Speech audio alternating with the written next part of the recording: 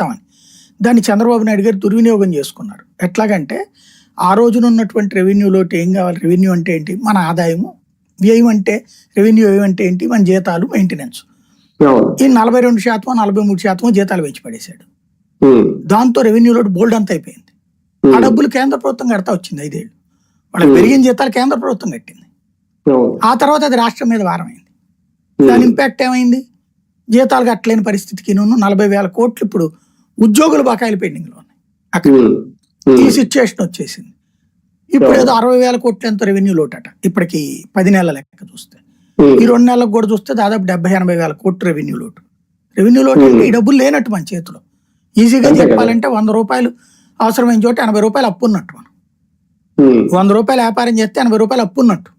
మనం 100 రూపాయలు ఖర్చు పెట్టేశాం, 80 రూపాయలు అప్పు చేసాం. ఇప్పుడు ఆ డబ్బులు రెవెన్యూ లోటు భర్తీ చేయమని అడుగుతున్నారు వీళ్ళు. మరి ఏమన్నా నిర్మలా సీతారామన్ చేస్తుందా అంటే నేను బడ్జెట్ లో అయితే మెన్షన్ చేయలేదు కదా రెవెన్యూ లోటు. ఏమన్నా ఆఫ్ ద రికార్డ్ లోనే ఏమన్నా తీసుకోవాలి, అట్లా చూడాలి.